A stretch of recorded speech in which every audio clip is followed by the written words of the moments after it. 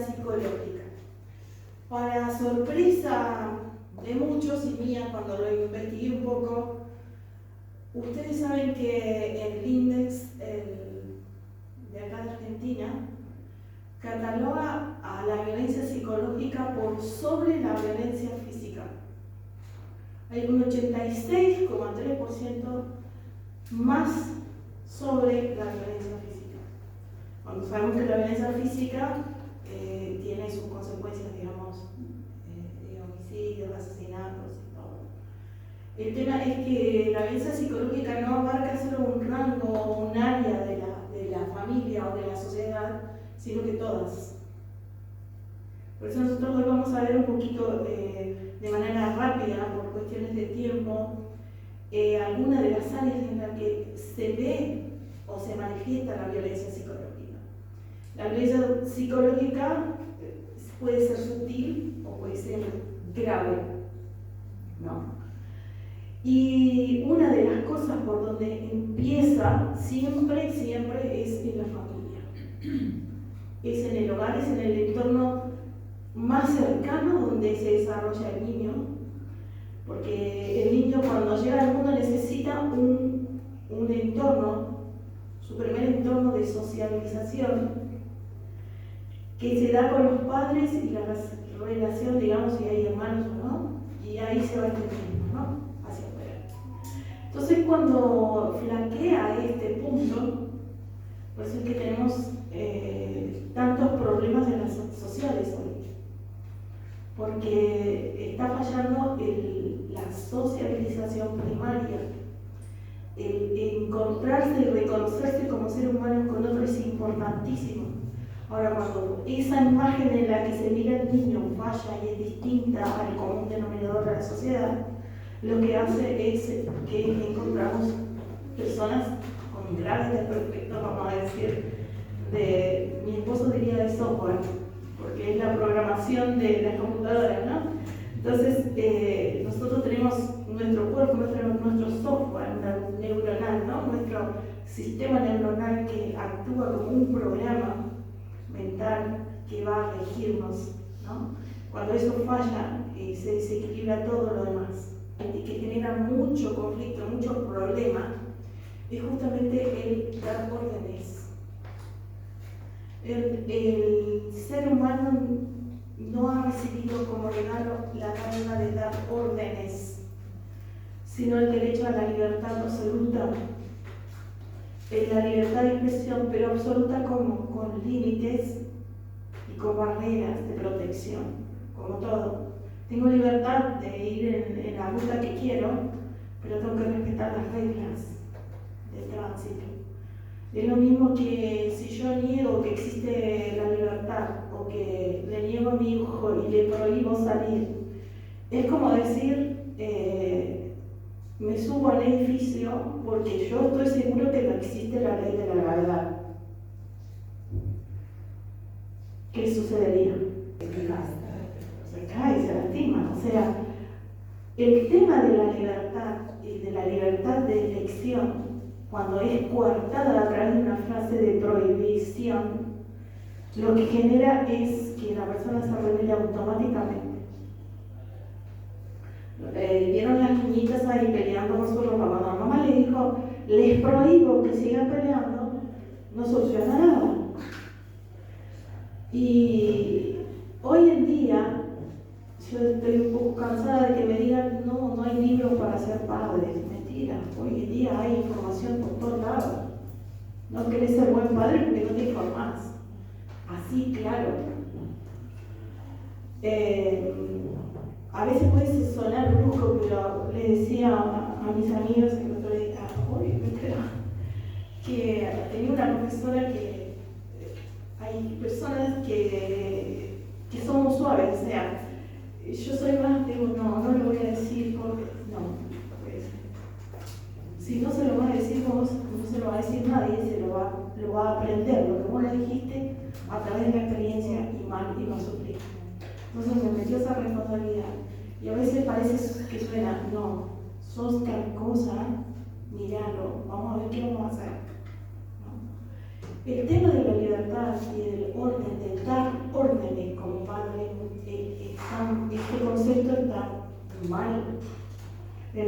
sentido de que pasa lo que pasó ahí. No es dar orden, es entender, escuchar y ver qué está pasando para poder lograr un acuerdo. Cuando nosotros ponemos reglas en la familia, cuando nosotros instauramos un orden en la familia, lo ponemos desde el pedestal de soy padre y punto. Las cosas en casa se hacen así y punto. Hay no, como decía él, ¿no? Porque es automático. Ustedes ordenen a un niño y observen qué sucede. Hablen con el niño, dialoguen con el niño y razonen con el niño y van a ver la diferencia. El punto es que nosotros tenemos miedo y nos olvidamos fácilmente de cuando fuimos niños y cómo pensábamos como niños. Con facilidad olvidamos eso. Entonces tenemos miedo de como mirar a un niño y ver un cuco y es de cómo va a reaccionar, será que me está entendiendo y si no me entiende a los golpes me va a entender. Entonces cuando el que tiene que entender soy yo, que su cerebro de 5 años no puede funcionar como uno de 40 o de 30 o de más. ¿Se entiende la diferencia? Entonces yo tengo que bajar, arrodillarme, mirada a mirada, ¿no? Ojo a ojo. Y tratar de recordar mi fuero más interno, escuchando la voz del niño, a ver qué me está queriendo decir, ¿no? Esa es la gran diferencia, porque el prohibir es otra cosa, está coartando a la libertad. Y vamos a otro punto, a otro aspecto. Cuando yo entro en la violencia psicológica de la prohibición, sin darme cuenta que lo estoy haciendo. Un ejemplo. ¿Cómo sería, si acá hay muchas damas, si viene un caballero, se pone de rodillas con un hermoso anillo y te pide matrimonio? Es el sueño de toda mujer, ¿cierto? ¿Por qué? Influenciados totalmente por un entorno social que nos ha metido a través de las películas, de la televisión, del internet, de lo que fuera, de los cuentos, el famoso odio el cuento de la Bella y la Bestia, y perdónenme, pero estamos metiendo en la cabeza de una niña. ¿Qué le estamos diciendo? Mira, mi amor, vos con ser buena, bonita y bella, podés transformar una bestia en ser un hermoso príncipe. Y la mentira más grande que puede existir. Porque una persona que es bestia mentalmente, vamos a decir, no se puede razonar, no razona directamente. Entonces, este chico te pide el matrimonio, pero como vos decís, bueno, es una decisión importante, necesito tiempo, o por lo menos dame 15 minutos para que me siente ahí a pensar. Pero el tipo dice, o te casas conmigo o con nadie. ¿Dónde quedó el romanticismo? Está tratando de obligarla a hacer algo que él quiere. Yo lo hago así de brusco para que se note la diferencia. Y está coartando la libertad de pensamiento de la chica para que tome su decisión. La capacidad de elección. Todos nacemos con capacidades, digamos, de razonar y tomar decisiones. Un niño, cuando le permitimos elegir entre un pullover negro y un rojo, y elige el rojo que no le conviene en el pantalón, deberíamos como padre dejarlo, porque eso no afecta en nada, digamos, no lo afecta, no lo daña, no lo corta, no lo lastima. Esa es la diferencia que nosotros tenemos que hacer. Saber diferenciar qué estamos haciendo y qué estamos queriendo formar en la cabeza de nuestros hijos. En otro aspecto, en cuanto a la coacción, a veces se da de manera sutil y suave, que no nos damos cuenta ni que lo hacemos, ni que nos lo hacen. ¿Cómo sucede esto? Ahora sí vamos a entrar un poquito más acá de profundo. Voy a poner un poquito más de lado, porque si veo que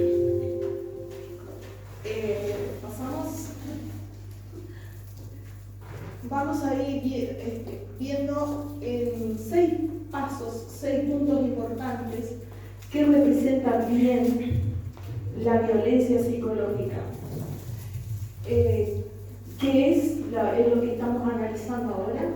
Vamos a ver algunos ejemplos. Los tipos vienen a ser también en los ámbitos que se desarrollan, las consecuencias que trae para la mente, para la persona, y vamos a ver unos puntos o sugerencias de cómo se puede prevenir estas cosas, cómo darnos cuenta si somos víctimas o somos villanos o somos el abusador sin darnos cuenta. Vamos de a poquito. Una de las cosas que hablábamos hoy de mañana y que lo dicen científicos de esta actualidad, de ahora, contemporáneos, es que estamos en una nueva etapa, en una generación totalmente distinta. Esta generación no tiene capacidad de lo que en psicología se denomina resiliencia. La escuchamos 1000 veces. La resiliencia es la capacidad de ¿qué? De sobreponerse a una situación difícil que ya atravesada. Exacto, muy bien. Por otro lado, ustedes saben que la palabra resiliencia nace de la metalúrgica, nada que ver con la psicología. Nace de la metalúrgica porque es la capacidad del hierro o de los metales de que cuando están expuestos a grandes presiones o a grandes temperaturas, ¿qué hacen? Se pueden moldear, ¿no? Entonces la psicología toma, en una etapa en que se necesitaba, no tenía esta palabra, y la toma de la metalúrgica. Pero hoy en día estamos viendo que eso está desapareciendo casi que por completo, da miedo hasta decirlo. Pero en una generación de cristal, ¿cuáles son las características del cristal? Se rompe fácilmente. Y vamos a poner ese cristal en lo que es nuestra mente. ¿Cómo se rompe nuestra mente? ¿Cómo se desequilibra? A través de la violencia. A través de aquellas cosas que restringen o que invaden mi persona, mi ente. Mi ente, ser humano, es cuerpo, mente, espíritu, o sea, lo físico, lo mental. En lo mental tenemos lo espiritual, que va muy arraigado, porque dice, ay, esta tiene el espíritu quebrado. ¿A qué nos referimos cuando decimos eso? ¿No? Y que invade también la parte física. Yo les dije que la violencia psicológica está en un 86,3% marcado por el índice hoy. La muerte por suicidio está en un 56,3% de la población. Entonces hay un gran rango de diferencia en lo que es la psicológica y la física. Veamos. ¿Qué es? Según la Organización Mundial de la Salud, es lo que venimos hablando, en síntesis.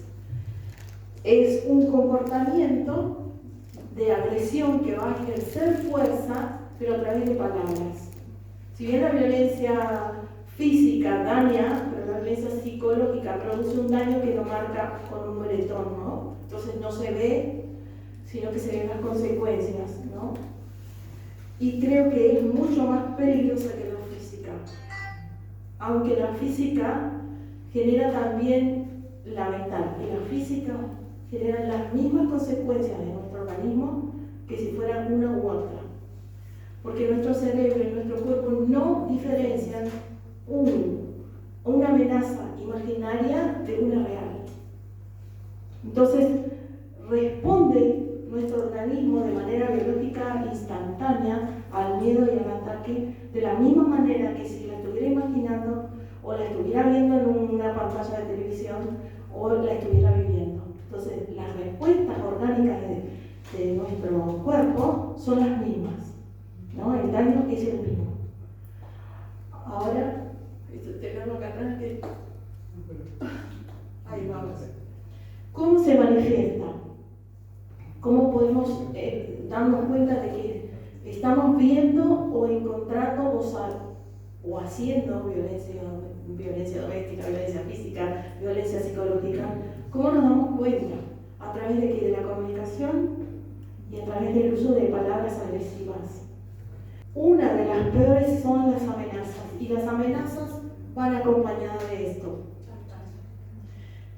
significa amenaza? Cuando nos amenazan, lo que decíamos hoy, nuestra capacidad de libertad mental de pensar, de ser y sentir como nosotros lo hemos procesado. Sabemos que todo ser humano, como dijimos recién, procesa su identidad a través del relacionamiento con un otro semejante. Entonces, nosotros nos manejamos a través de una escala de valores que vamos construyendo mentalmente y que nos permite tomar decisiones. Cuando lo que fuimos construyendo es atacado, entonces va socavando los cimientos de nuestra personalidad, de nuestro ser, y por eso se usa la palabra el equilibrio. No sé qué estaba pensando, ¿no? Porque hay palabras que lastiman. Otra cosa que quiero destacar, que cuando el chantaje y la amenaza van juntos, hay diferentes rangos. La amenaza a un nivel más agresivo ya está es sentenciada por ley, ¿no? O sea, puedo denunciar amenaza y chantaje. Hay una ley que me ampara. Se busca un abogado, en este caso, y vemos qué ley y cómo recurrir a través de eso cuando la amenaza pasa a niveles que ya no podemos sostener ni huir. Otras palabras es las humillaciones. ¿Cómo humillamos a alguien?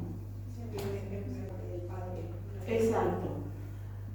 Desvalorizando las características, las particularidades del chico que son, digamos, dignas de construir para que él salga adelante, o sea, de hacerlo un chico triunfador. Le está diciendo, no, si sos un inútil, tenés dos piernas izquierdas, le dijo el padre. A veces nos expresamos sin pensar, porque estamos apurados, porque no queremos resolver el problema. Y cuando no resolvemos el problema, lo evitamos y dañamos, ya sea de una o de otra manera. La otra palabra es el monopolio de las decisiones, como el ejemplo que le dimos recién del novio este. ¿Qué chica se casaría con? Huir mientras puedan, ¿no? Mientras puedan. Entonces, el monopolio de las decisiones, cuando comienza muy temprano en las parejas, en las primeras salidas, y al comienzo quizás es muy sutil, parece halagos, que dice, sí, pero yo para cuidarte, para que no te resbales, y se sientan a cenar o almorzar, o lo que sea que le hayan invitado, y te dice, bueno, ahora vamos a pagar a medias. Ahora pagamos a medias porque los dos laburamos. Otra, no te dejan elegir el plato de comida, te lo eligen. No sé, hay una cantidad de señales que se van dando. Antes, en la época de mi mamá, decía, ahora no creo que eso pase, pero mi mamá decía, si se baja y te abre la puerta del coche, ese sirve. Entonces, era como un tip, pero no es tan así, era una creencia, ¿no? Claro, de época, o sea, los detalles de atención, ¿no? Y a veces esos detalles de atención quieren sobreproteger, coartar la decisión del otro. Manipular. Exacto, con la excusa de que te cuido, para que no te diga nada en la calle, no te pongas esa pollera. ¿Me entienden? Entonces ahí suavemente empieza esa etapa, que ya sabemos cómo termina. El control y los insultos. Hace poco tuve una terapia de pareja que me sorprendió terriblemente porque era alevoso, como él y ella, entre los dos. No era él a ella o ella a él.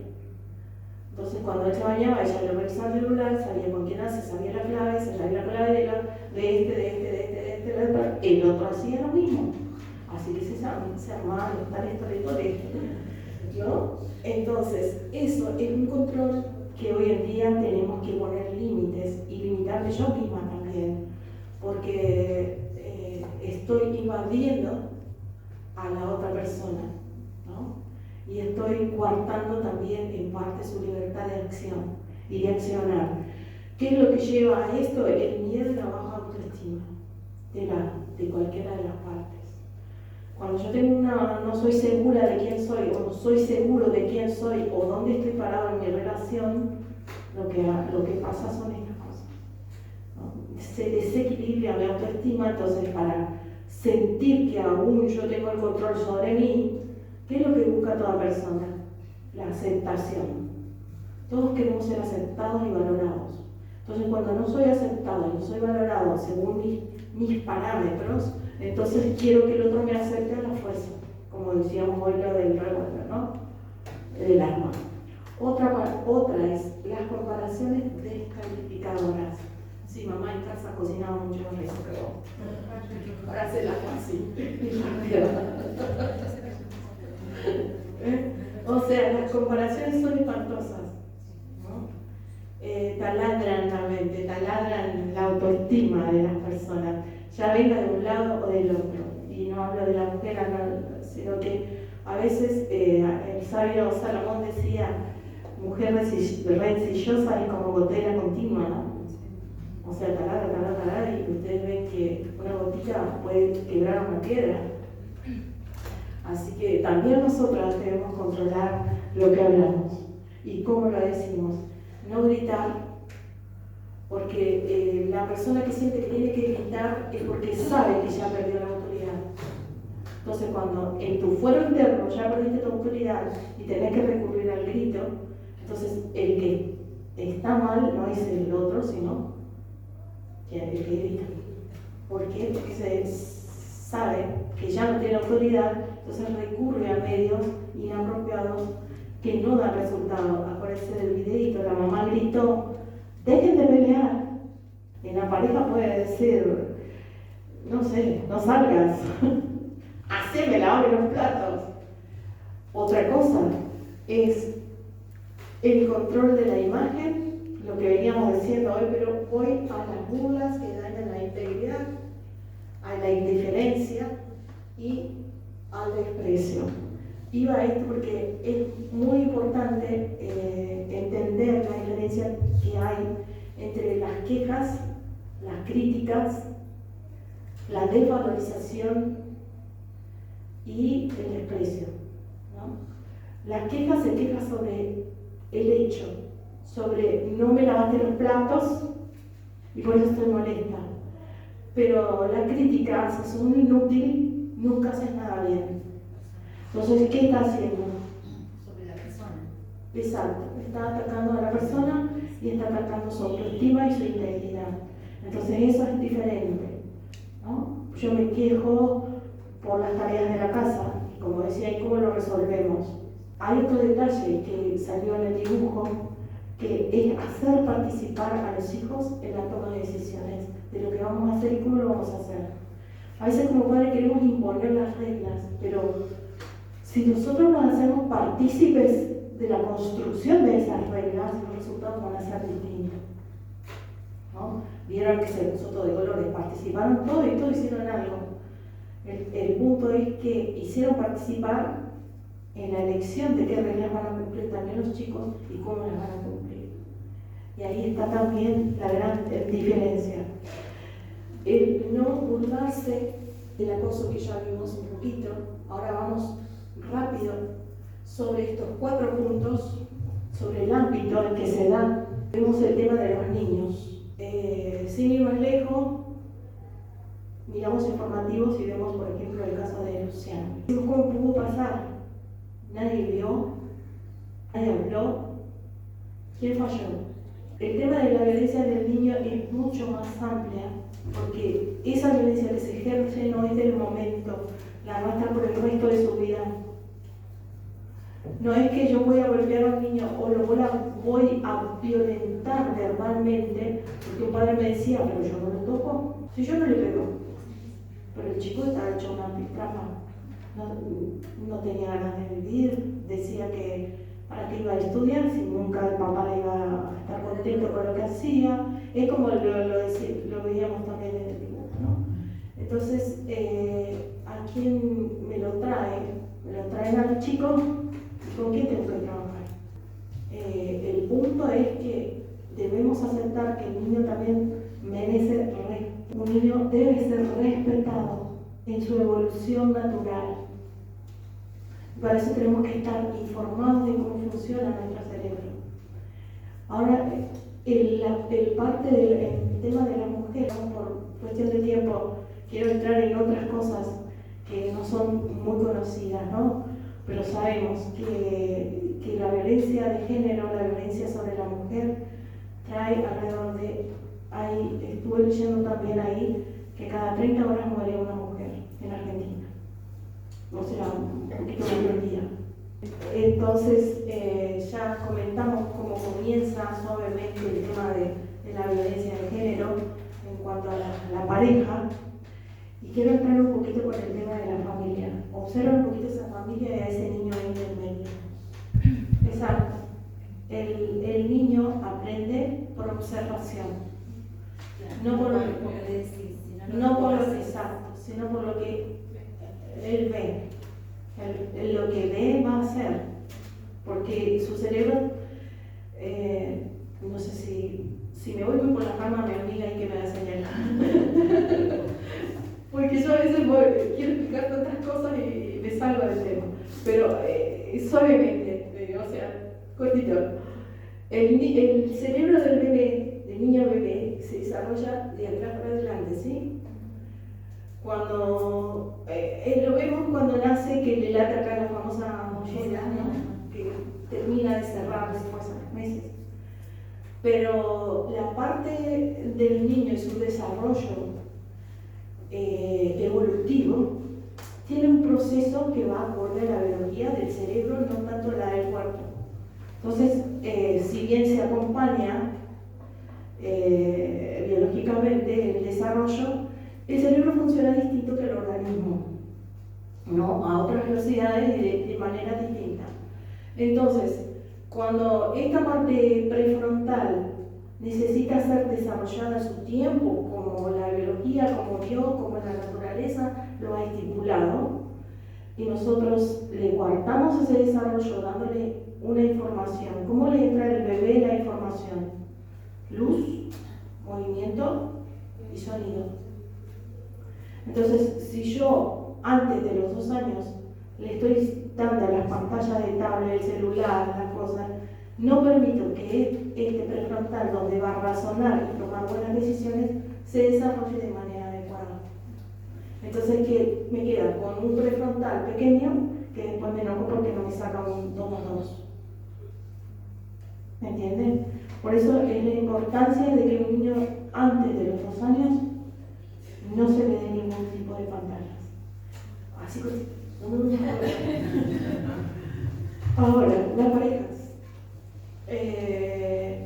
El tema de la pareja. Hay que saber pelear con sabiduría, con inteligencia. ¿Y cómo peleamos con inteligencia? Con la palabra que vimos pronunciando hace un ratito, con el respeto. ¿Cómo discutimos con inteligencia? Haciendo lo que yo quiero que hagan conmigo, escuchando. Si yo quiero que el otro me entienda lo que espero, si yo quiero que el otro haga cosas que quiero, necesito primero saber qué quiere él, necesito conocer al otro. Ahora, si mi felicidad depende de si lo hace o no lo hace, si me abre o no la puerta, como decía mi mamá, si mi felicidad va a depender si me trae o no un ramo de flores, entonces estoy enfocando mal mi percepción y mi construcción de lo que es el concepto de felicidad.